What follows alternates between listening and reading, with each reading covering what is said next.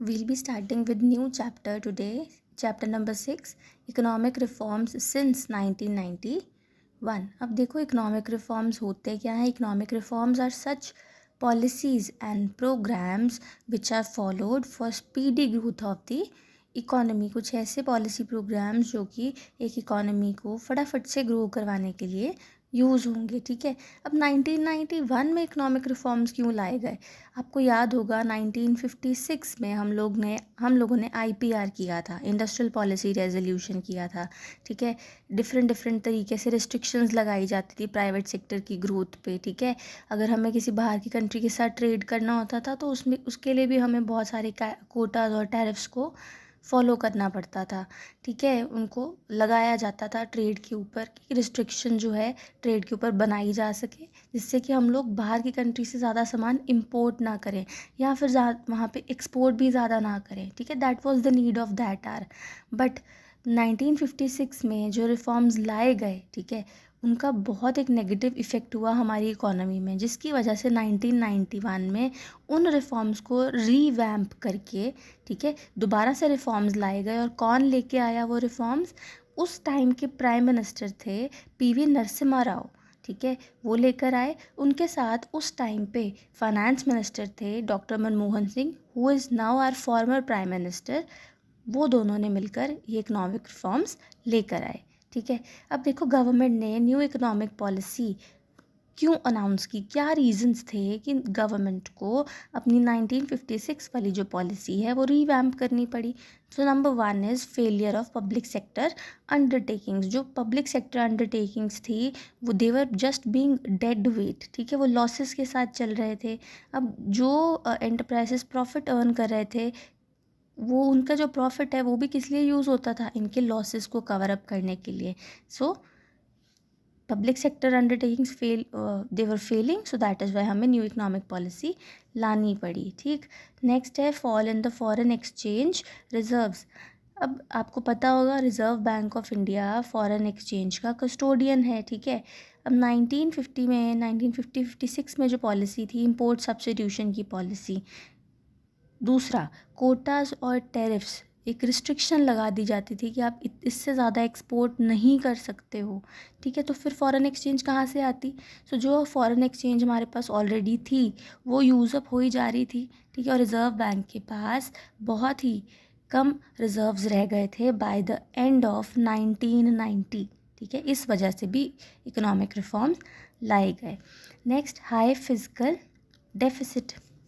अब physical deficit क्या होता है? फिजिकल डेफिसिट होता है जब आपकी कंट्री का एक्सपेंडिचर ज़्यादा है रेवेन्यू से. ठीक है. Total expenditures greater than total receipts and this indicates the borrowings by the government. ठीक है. अब एक्सपेंडिचर को कवर अप करने के लिए गवर्नमेंट को क्या करना पड़ेगा? बोरोइंग करनी पड़ेगी.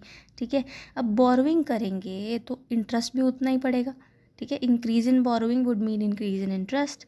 और 1990 में ये जो बोरोइंग्स थी वो 8.4% थी हमारे GDP की, which is a lot of amount. ठीक है.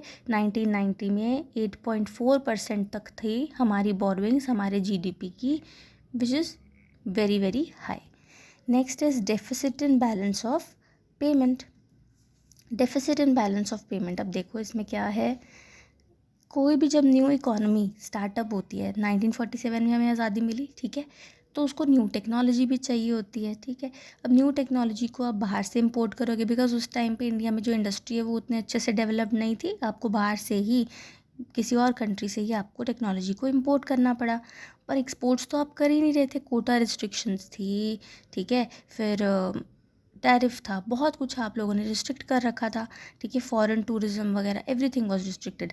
सो एट दैट टाइम हमारी इंपोर्ट्स तो बहुत ज़्यादा थी, पर एक्सपोर्ट्स बिल्कुल ना होने से हम फॉरेन एक्सचेंज कमा नहीं रहे थे. तो हमारा जो बैलेंस ऑफ पेमेंट है वो भी डेफिसिट में जा रहा था. नेक्स्ट है increase in the rate of inflation. At that time inflation, महंगाई 17% थी. ठीक है. बहुत सारी economy, considerable amount of our economy was under poverty. बहुत सारे लोग गरीब थे उस टाइम पे. ठीक है. और हालात ये थे कि बाय द एंड ऑफ 1990 हमारी जो इकोनॉमी है वो टोटली कोलैप्स हो गई थी, बिल्कुल ही ख़त्म हो गई थी. नेक्स्ट, न्यू इकोनॉमिक पॉलिसी लाई गई 1990 में। अब उस न्यू इकोनॉमिक पॉलिसी में 3 मेन कंपोनेंट्स थे। अब क्या क्या 3 मेन कंपोनेंट्स थे? Number 1 liberalisation, number 2 privatisation and 3 is globalisation. Liberalisation का मतलब होता है freedom. Liberalisation means freedom which means removal of growth restrictions on private sector.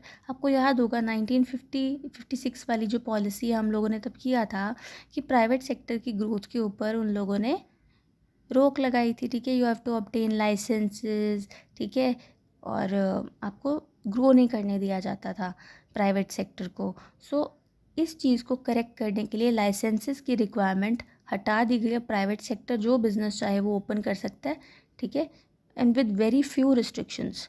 Next privatisation, जो भी ओनरशिप राइट है, ठीक है, कुछ इंडस्ट्रीज़ का जो ओनरशिप राइट है उसको ट्रांसफ़र कर दिया जाता था from public sector to private sector. कौन से वाले पब्लिक सेक्टर जिनको ट्रांसफ़र किया जाता था? जो लॉस मेकिंग थे, ठीक है, जो लॉस मेकिंग थे उनको रिवाइवल के लिए प्राइवेट सेक्टर को ट्रांसफ़र कर दिया जाता था कि लो भाई तुम ये प्राइवेट सेक्टर, ये इंडस्ट्री लो, इसको रिवाइव करो, ठीक है। नेक्स्ट है globalisation. Globalisation means integration of our domestic economy with the rest of world. अब अपनी इकोनॉमी को बाकी इकोनॉमीज़ के साथ रूबरू करना, ठीक है, इंटीग्रेट करना, ताकि हम जो है two way flow of goods and services कर सकें, ठीक है। उसके लिए टैरिफ्स और कोटाज रिमूव कर दिए गए, ठीक है, रिस्ट्रिक्शंस रिमूव कर दी गई, फॉरेन इन्वेस्टमेंट से रिस्ट्रिक्शंस इवन कुछ हद तक रिमूव कर दी गई।